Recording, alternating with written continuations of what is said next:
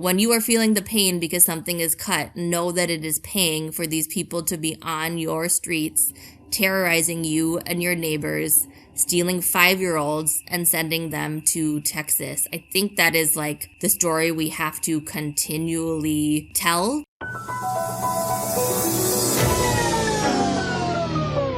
We're rolling. We're rolling.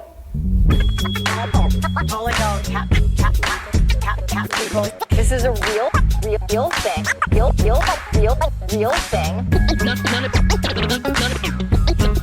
None of you have the balls to stop this. Stop this. I've got plenty of time. I have nothing else going on today. We're in the Wedge neighborhood right now.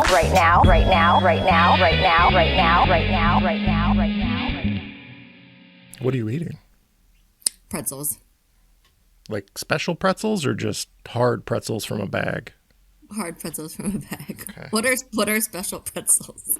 So when I go to Aldi, occasionally they will sell like these frozen food style pretzels. You can put them in the oven, like, soft pretzels or stuffed pretzels stuffed with like cheese or something.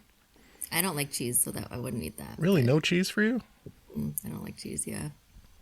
Is it like a lactose intolerant kind of thing?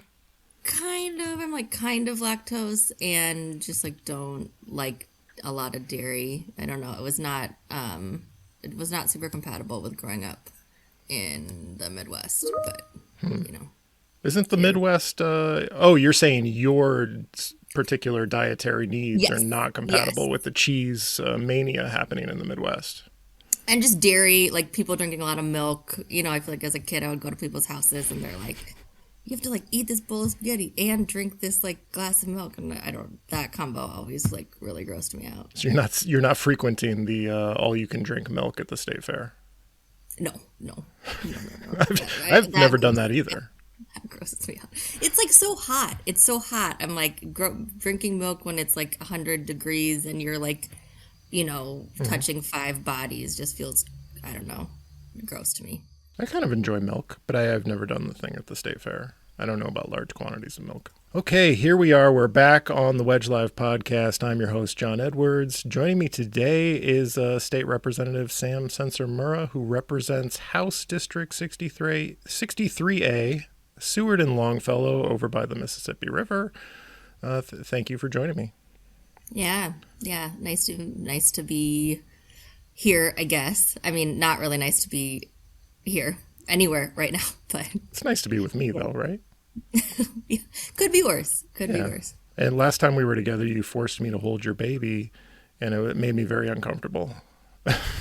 Did you say that was like the first baby you've ever had? I don't know if it's technically the first baby, but it's very infrequent, and I don't want to hurt a child. Yeah. I think it was so that I could play some like German game. I don't know what. Yeah, Katie Jones had a German game going on. Katie Jones is uncomfortably German, and you made me hold your baby. Was more uncomfortable than the German outfits for me was holding your baby. I would say the German outfits were more uncomfortable to me personally. In this climate, I don't know about, Right. Katie Jones, rethink the German outfits, please. It's not compatible. Maybe not next year. Yeah. Go with a different theme. So how are things, obviously federal occupation, everyone is aware of this. How are things going in your part of the city? Like, what's the community response been like? What have you been living through personally? Yeah, I mean, so I think I looked at one of my signals today, I think we're at day 60, I think maybe. I think December 2nd was kind of the official ICE touchdown day here in the Twin Cities. So, we're going on month 3. As I'm sitting here, I'm taking a lot of my meetings right now from kind of this front room that I have in my house so that I can look at, especially if it's like right now or in the morning, so I can look at this bus stop that I have. I also live very close to South High School, so there's a lot of kids, that are coming and going during this time. So, in addition to just like taking meetings or, talking to you on a podcast, just also looking outside to see that kids don't, just get kidnapped. That's kind of just a part of, life living here now. Particularly we have, it seems like tactics are escalating or tactics change, but the new thing that I've just heard a lot about is like bus stops as a main kind of target. I think for the most part, I have not yet heard about ICE really going into a school building. We know that they've like been around parking lots or things like that, but so far they haven't crossed that line. But I think, following buses, going to bus stops, watching kids from the bus stop to the house is a tactic that they are doing. And so, it's just, especially living very close to a school, having a lot of kids on my street, that is just kind of like the constant fear that all of us are like living in right now. So just as you're going on through your daily life, it's like, also like who's going to get kidnapped in front of you today? There's been a little bit of a lull. Like obviously they're still out there. They're still operating. Since Bovino left, it's not the very like ostentatious multi-vehicle convoy through the Wedge gassing Mueller Park, which happened not too long ago. Very surreal living here in this time. And also like I don't feel like I'm in touch with an appropriate level of anger and sadness because it's just so constant. Yeah. Like this feels like a moment when I should be devastated 24/7, and I feel a little bit emotionally numb, like I'm not fully feeling what I should be feeling right now. And I don't know if other people feel that way. If you're listening, please tell me if you're also feeling this way, because I don't want to be alone. But like, are you able to feel your full range of emotions? I think it's up and down. Like I think I had a day last week, which was I hit a low, like a real low. It was actually, and you're saying that there's kind of been a lull since we got word that like the face of this reign of terror, Bovino, left. And I do think it seems like in Minneapolis there's been a little bit of a lull. One of the things that's like interesting about my role and being connected to state legislators, across the state and across the metro is that it does seem like, if we're having a better day, then like Columbia Heights is having a terrible day. Or if like we're having a bad day, then it's calm in Eden Prairie, right? So I kind of get this like glimpse of what's happening. And one of the things that I've kind of found interesting is it does seem like they will like choose a community to terrorize for a day and then kind of move on to a different community versus try to carry out a bunch of different things in different places. I'm not really sure, why they choose that tactic. But yeah, I had a day last week. I had a colleague who is in Columbia Heights and kind of, just sent out basically like an SOS, anyone who can come to Columbia Heights, like come, they're taking kids basically. Which like, all of us who are now in these signal groups, we know that it's like, you're supposed to stay really local and like, give a bunch of information about what's happening, right? But like when you're in the moment and like someone says a kid is being taken, like right. That. So I drove out to Columbia Heights. Of course, by the time I got there, like, the kid was gone. That kid is that little boy Liam that we've now, seen the pictures of. The first picture of him where he's like wearing this like blue kind of floppy hat getting off the bus, and then there was a really awful picture of him from yesterday or maybe the day before when a congressman visited him in Texas in the detention center, and he looks really sick and not well. But yeah, last week when I was trying to get to Columbia Heights, couldn't get there, the kid was gone. That to me was kind of like and obviously, like, if I had been there, I don't think I would have, like, saved that kid, but it was like a real feeling of powerlessness. So, yeah, I hit a really low point that day.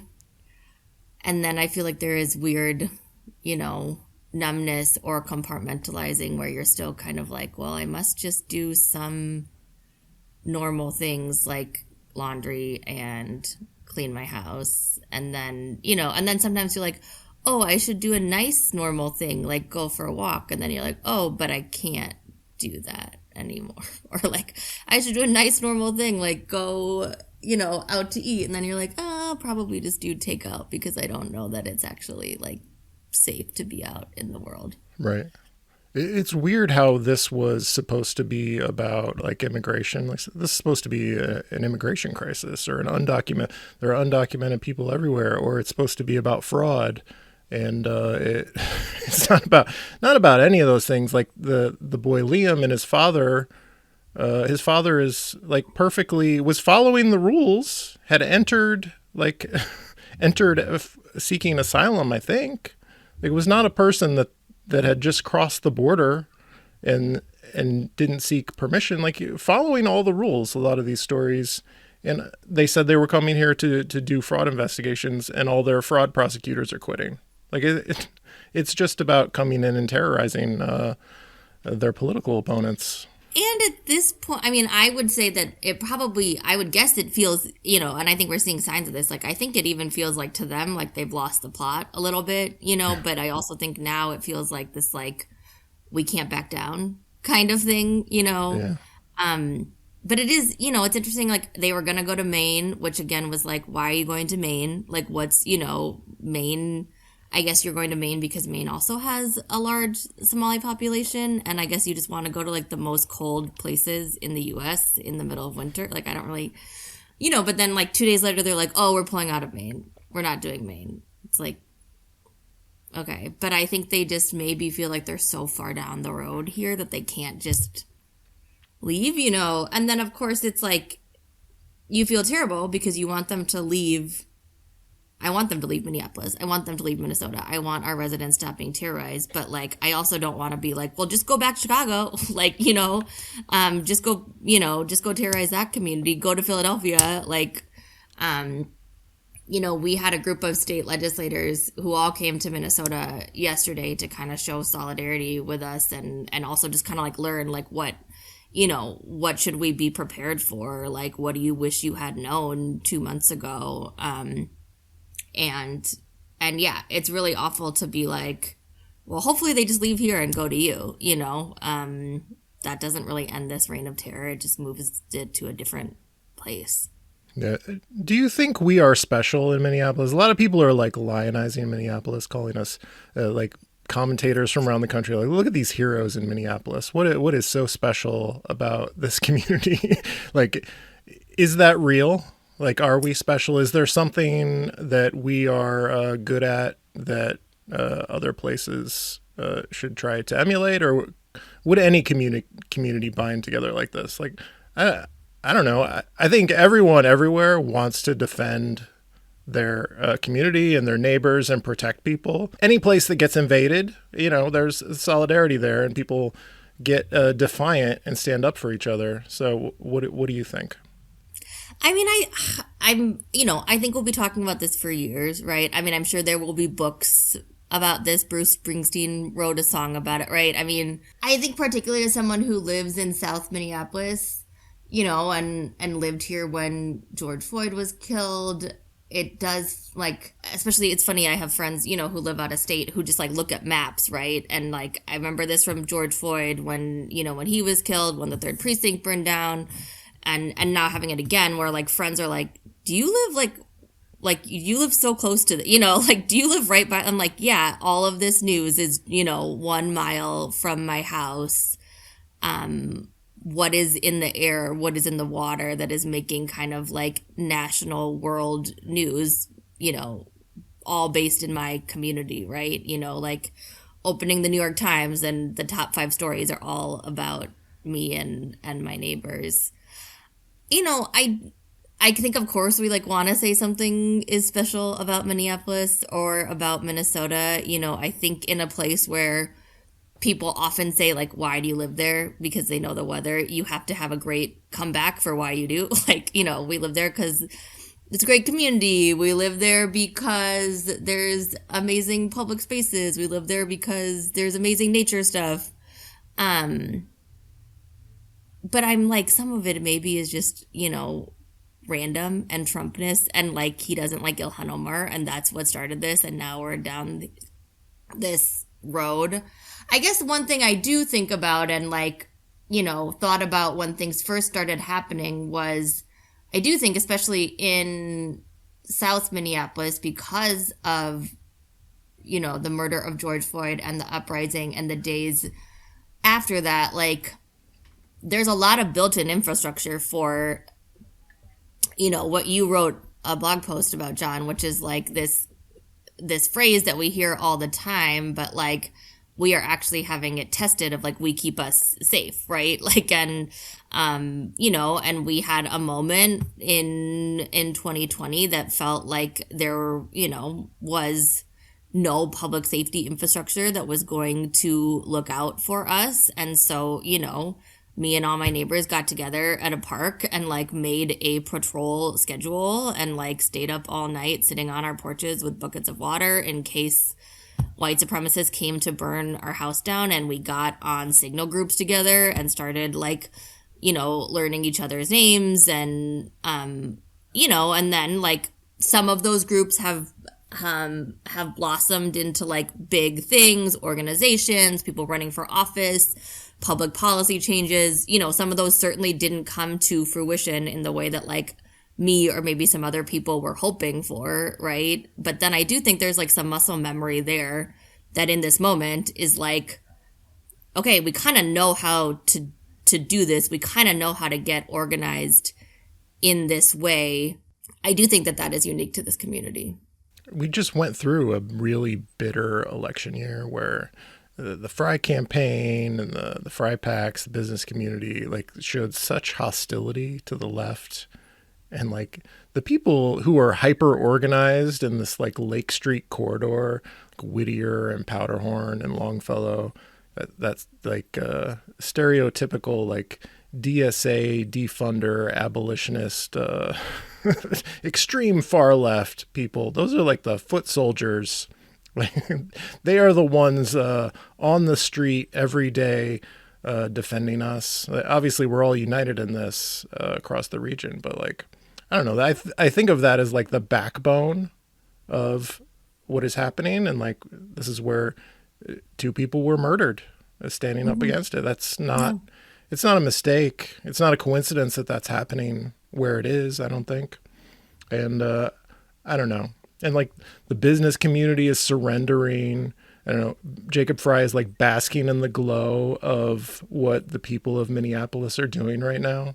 It's strange that just a couple of months ago, you know, these people were considered an existential threat. The far left in Minneapolis, existential threat.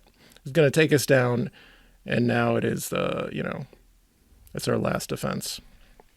I think it's also sad, too, because, and I know you have talked about this a little bit, like the election that we just went through at the city level, right? And I know, like, you in your podcast leading up, be like, what is this election about, right? Like, are we still on the public safety conversation? Is it still about public safety? And, like, I kind of think ultimately it was, right? But, like, you had these, like, glimpses or flashes of, like, but what about this potential federal invasion, right? And, like, you know, I will say that just in the conversations that I had with people over the last year, when we would talk about, you know, the Trump administration, what are we most scared about happening? You know, there's so many different things, right? They're like, what are they going to do around abortion? What are they going to do about voting rights? What are they going to do about cutting essential funding? But like the thing that would always come up the most is like, I'm worried my neighbors are going to disappear. I'm worried people are going to come and kidnap my neighbors. And so like we had this like specter of it, right? But it was kind of like, that's not real. We don't know, you know? And then, I mean, literally 1 month after the city election, there's nothing that's more important, right, than this issue. And yet our election was about public safety. And I just think it's, you know, the public safety conversation that we have been having in Minneapolis for the last at least 5 years, I mean, forever, but like in a very tangible way for 5 years is like, how does the government keep me safe from my neighbors, right? So like, how does the government intervene if someone is stealing my car, if someone is trying to break into my house, if, you know, XYZ. Now we're like, how do my neighbors save me from the government. And it's, and like, I think you said on your podcast, like, how could I ever be afraid of my neighbor at this moment when, like, how I'm not gonna be afraid of another person who lives in Minneapolis at a moment where there's literally, goons from out of state that are pointing a gun at my head. Like, it feels almost ridiculous that at one point that was like the mindset that we were in, and now we're at a moment where we're like, I just have to trust you, neighbor, because what other option do I have? Right. I wish I had said that. I don't think I said that. That was some other eloquent person. What other podcasts have you been listening to? How does it feel to be a part of the very impotent and useless state government right now?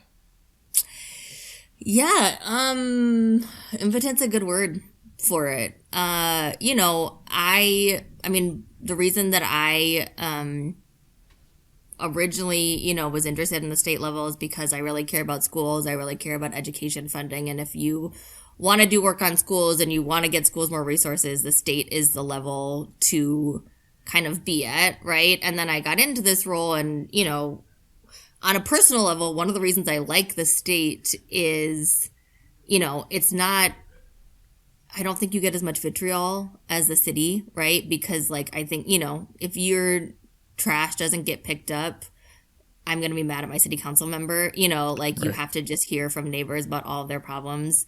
And then obviously, like, if you're in Congress and you're at the federal level, you just have people know you, right? Like, you're more known, you're more out there. And I like the state level because it's like, you don't get the calls of like, my sidewalk is not plowed. And you also, don't get ads made about you on TV. And so you're like, you can go to the grocery store and not be recognized and just be a neighbor and just be a citizen. And like, there's some really powerful things that we've been able to do at the state, but in this moment, it feels pretty awful, like pretty inadequate. We are talking about all sorts of legislation that, we potentially could pass next session, right? We've been working with other states, learning about what they can pass. Anything we want to do will be probably impossible given the legislative makeup that we have, which is where, the House where I serve is tied with Republicans, so we need a Republican to agree to anything we want to pass. So any of these things about, curbing ICE power, making it more places where ICE can't come into, having more transparency and investigations, if ICE does something like murder someone, like all of these things, we probably won't be able to pass them. But even if we could, the Trump administration and the federal government is not following the laws that we do have. So passing more laws feels a little like, what is the point? So yeah, it doesn't feel great.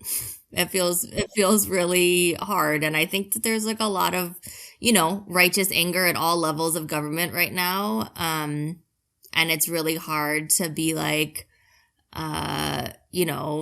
sorry, I can't do X, Y, and Z.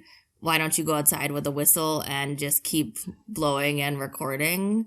And like, I think the reality is like, politics and policy is always reflecting what the people want. And I do believe that, right? Like, we have all these discussions about like, there's like money and power that goes into things and stuff, but like, it is just reflecting what the people want. And sadly, in 2024, when Donald Trump got elected, the majority, of the people voted for an anti-immigrant stance. And I think the majority of the people don't like what's happening now, right? And it really is like public opinion that needs to change. And like, I think Minneapolis is changing that public opinion. I really wish that people didn't have to die to change that public opinion. I wish we didn't have to push things so far to say, for the collective to say, yeah, that actually crosses a line for me, Even more than like public opinion, I think it's just the problem is short memories. I mean, none of this was like, whoa, didn't see this coming. Yeah. Like, these are the people who did January 6th and then ended up pardoning the rioters on January 6th. And now we have the equivalent of January 6th. There's just as federal agents on the streets running wild, assaulting people for their political positions, like terrorizing Minneapolis as retribution because we don't hold the right political opinions here. Just wish people, I hope we can remember what is happening right now as these elections come up.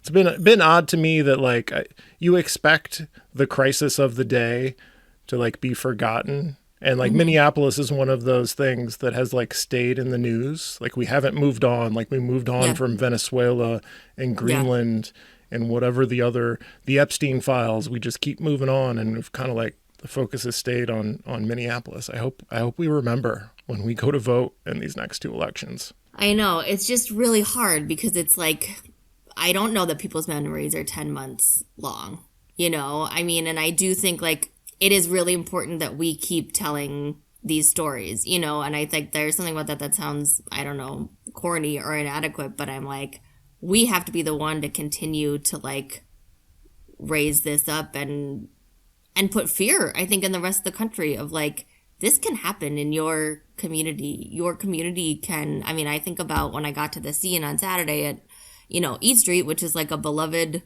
you know, street in our community, a street that I'm sure many people have positive associations with, you know, a street. I grew up in Minneapolis, a street my family has been going to eat at for my whole life. And, you know, it looked like a war zone. I mean, it looked like a war zone, and I cannot tell you how many weapons were pointed at me for just standing there and wanting to bear witness to someone in my community that had been killed. You know, I have tried to explain that image multiple times over the last week or so to people that don't live here of like, imagine if your favorite street, all of a sudden you just like walk up and it's a war zone and there's 50 vehicles and, you know, I mean, especially because it seemed like on Saturday that they had, I'm guessing this was after he was killed. It seemed like they just brought in like, I don't know if they called all the agents in the area in or something, you know, but it was like they had like 50 vehicles. They had probably 100 ICE agents just all there. And, you know, it's just clouds of smoke. And we now have these like, you know, crazy images of like, you know, news media was interviewing people and then they just disappear into these like huge clouds of smoke. And that's just like Main Street in an American city. I have no Republican friends. I'm very cloistered in my bubble here in the Wedge neighborhood in Minneapolis. Like, are you friendly with Republican legislators? Because I'm curious, what is the mood? What are they feeling? Like, I think the conventional wisdom is they're all in a panic because they know this is a disaster. But do you have a sense of that? Yeah, I would not say I'm friends with any of them. You know, people ask me all the time, like, can you be friendly with them? And I'm like, for sure. You know, like I can be in an elevator with any of them and, you know, could ask about like, you know, and I had a baby before last session. I brought my baby to work with me a lot, and like babies are bipartisan. Babies are great conversation starters. Many Republican colleagues were very kind to me about my baby, and like it opened up more conversations with people that I had never talked to because they're like, it's a baby, it's so cute, you know, how old is she, da da da da. But like I have not been able to translate that into like any kind of meaningful, like, you know, and now we work together on this issue and have really been able to like come together and meet in the middle on something that is important. You know, and one thing I think about too is like, in the body that I am in, I am able to be in an elevator with a Republican and have them be mostly kind to me. I know that there are other of my colleagues that don't have that experience. You know, I know that colleagues that are trans or non-binary don't feel that. And so it's also a little bit hard to have that kind of chumminess and friendliness. I think there's probably a spectrum of things that they are feeling right now. You know, I am looking at certain members that I work with who have large Twitter presence, and I think that they are more hell-bent than ever on, calling for our arrest. And like, I don't even, I don't know how far that would go for them, but it, very inflammatory. I have seen, it seems like there has been a different reaction generally from Renee Good to Alex Preddy, and I'm not really sure, all the reasons why that is. I think we have video of both. I know that when I watched the Renee Good video, I had one interpretation, especially when I watched the video that was released from the body camera footage of the ICE officer. And, we've been talking a lot about like the split screen, right, that we are watching, that like Republicans are seeing this and Democrats are seeing this, or the left is seeing this and the right is seeing this. And there's no better example of that than that video. Like, I saw that video and I was like, why would they have released that video from the ICE officer? It so clearly sees, I see one thing about how unjustified that seemed to be, the anger that he seemed to be showing to Renee and her partner, the awful words that he says after shooting his gun. And then I went online and saw that like Republicans had a totally different take of what was happening in that video, and a totally different take of what a domestic terrorist is and what she was engaged in. I will say it seems like there's just something different about Alex Preddy. I don't know if it is some of the Second Amendment and the fact that he was, had a permit to carry and had not taken the gun out. I don't know if it's, the sympathy of him as a VA nurse. The portrait of him feels pretty hard to criticize. So it feels like there has been a different reaction. And I do think, I'm just hoping there has to be a limit for all of us, right? That like there's a limit of 2 people in my state have died. And so maybe this has gone too far. So all of this is overshadowing what I think was already a kind of a crisis in the country. The federal government defunding healthcare, for example, like a lot of the expansion of ICE into like the equivalent of the budget of a lot of countries' militaries, or exceeding that, has gone into ICE. Okay, hold on. I'm just going to do my curtain because it's like so... Sorry, I don't want to cut you off from saying something. It was about to set your face on fire, I think. Yes, okay, that's So, like, ICE has been funded with all of this money that we were supposed to spend on people's health care, and is that an issue that is going to be a big deal this year at the state legislature? Is that a thing you're going to have to like try to mitigate? Like, what are some things? Give us a legislative session preview of the big things you're going to try to tackle. Yeah, and it's like, that was the main conversation we were having before this happened, right? Was that there are these terrible cuts coming from the administration to things that are both life-saving for people, but are also popular, right? Like things that actually people do care about. I think 15 of my Republican colleagues, before the big, beautiful bill was passed with some of the healthcare cuts, wrote a letter to their counterparts in Congress to say, please, I can't remember how intense the wording was, but, to like, don't do this, please, which is pretty, I don't want to use the word courageous, but, going out of lockstep with your king is not easy, maybe. And so for them to do that was kind of a big deal. And so,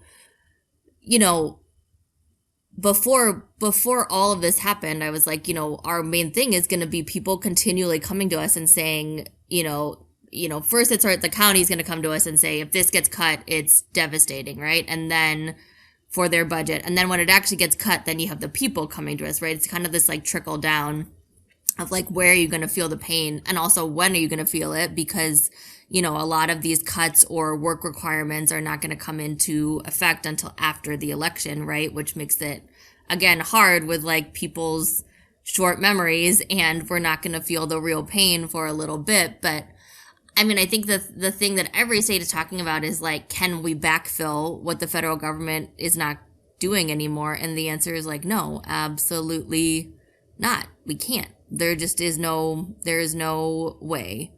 You know, I am generally a proponent of talking about revenue and figuring out how we have a revenue system that is like, you know, both fair, but also meeting the needs of our constituents, you know, and I always talk about like, you know, I come from a fairly pro-revenue district, right? People in my district, you know, for every one letter that I get about someone who wants to cut taxes, I get 10 letters from someone who wants us to solve a collective problem that can only be done really through taxes and through revenue.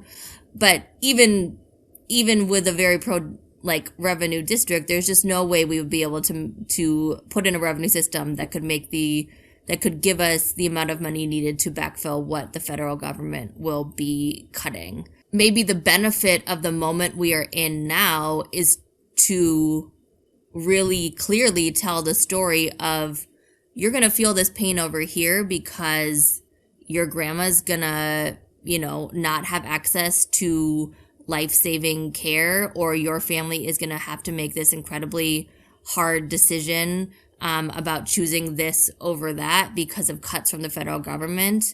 And that money is going to people that have had, you know, 42 days of training? 47. It's 47, like the 47th president in honor of our president, Donald Trump. Oh, got it. Okay, so those extra 5 days really, you know, did really make a difference in their ability to terrorize our communities. Yeah, I mean, so that's what, you know, when you are feeling the pain because something is cut, know that it is paying for these people to be on your streets, terrorizing you and your neighbors, stealing 5-year-olds and sending them to Texas. I think that is like the story we have to continually tell people. You know, like every cut we make here is either giving people money back, right? Which you're giving some people who are very wealthy money back, or you're investing it over here. And ICE tripled their budget. And so, you know, this is what you see when you have a government agency that's unaccountable, has too much money to play with, and was given a mission to come and terrorize liberal communities. Are there other things? Is anything useful going to come from your job as a state representative this year? You know, I think that my orientation towards this session is probably two things. I mean, one, I think it is tell a story about what is happening, make a better offer to people about, you know, the different world that we could live in. That is always the job of all of us. And when we are in session, I have a particular microphone to do it. I think from a true policy level, you know, last session, we, you know, ended our session with a really painful vote, which was to, you know, take away access to Minnesota Care for undocumented Minnesotans. That was the compromise that Republicans wanted to pass a state budget. Last year we had to pass a state budget or we went into government shutdown. And, you know, we had a lot of conversations about, should we go into shutdown, right? Like, what would that mean? And I think ultimately, you know, our leadership made the right decision that, like, at a time of huge instability, going into a government shutdown to then still have to bargain with Republicans was probably not the right move. But, you know, it was a really painful vote. It was a vote that, you know, is harming people. It's a vote that I know that has personally impacted people that I care about. And so what I learned is to get anything done with these Republicans, they are going to want to take something away from people, right? And like really what it felt like they were after last session was you all in 23 and 24, when you had the trifecta, you passed a lot of things that I believe are good for Minnesotans that will make people's lives better. and basically they wanted to take it away, right? And so, they want to take away school meals from kids. They want to take away paid family leave. They wanted to take away, access to undocumented health care. And I don't want to give anything more away. So I'm kind of like, coming in and not having high expectations for what we can do, I think is the best orientation to not harm more people. I wish it was more like, hey, can we, do this good thing for people in my community to do this good thing for people in your community. I get a water park if you get a water park, but that's not really what it feels like. Mm-hmm. Yeah, there's too many people out there who just take pleasure, and it's enough. Politics is about taking things away from other people and not doing things for your people, which is why. Why do you have so much hate in your heart? Thank you, Sam Sencer-Mura, for joining me, state legislator in District 63A. I enjoyed this conversation.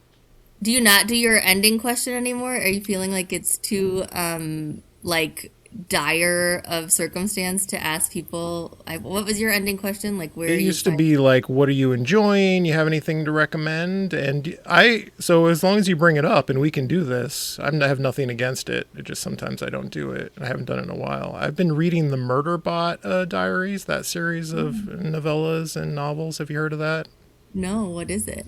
It's so I think Apple turned it into a TV show. I'm reading the books now and also watching the TV show.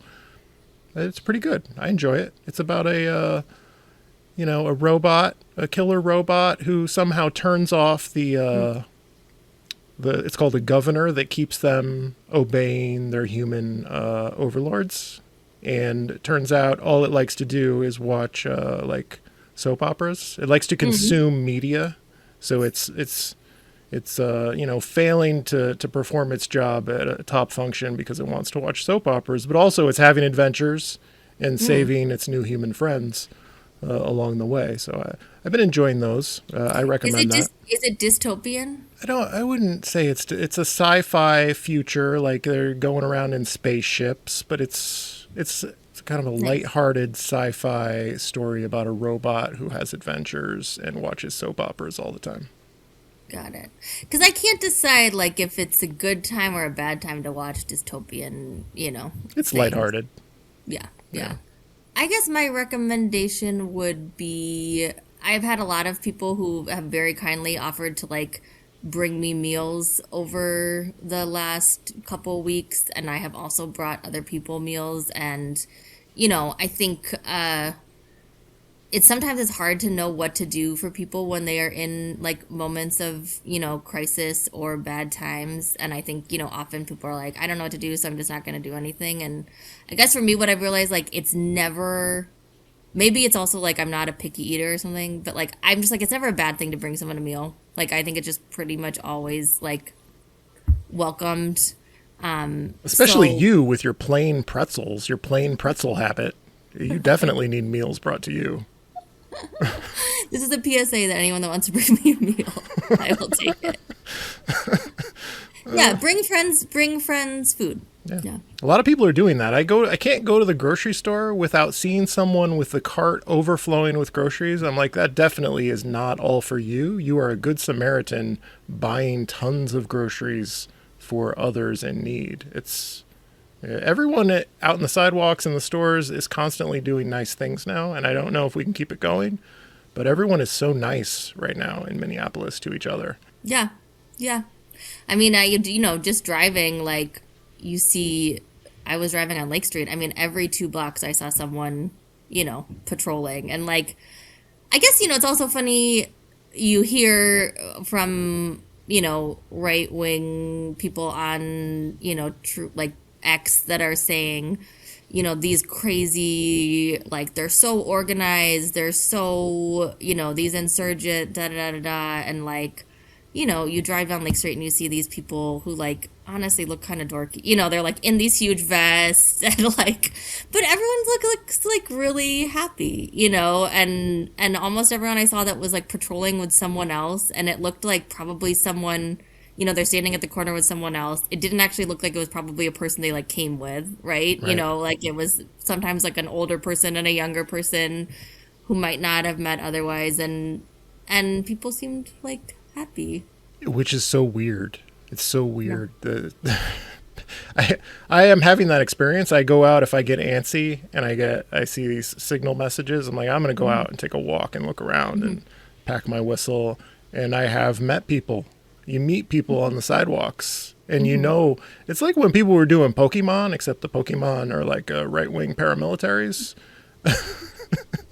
And so you know what other people are doing. Like, I know what you're doing out here. It's what I'm doing. And so you kind of have this immediate connection. Like, we're both doing the same thing.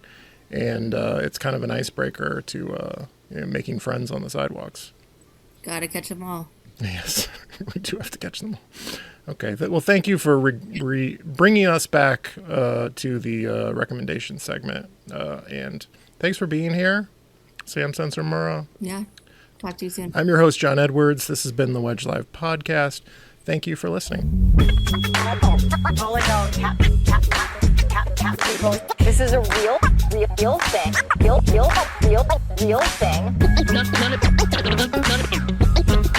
None of you have the balls to stop this. Stop this.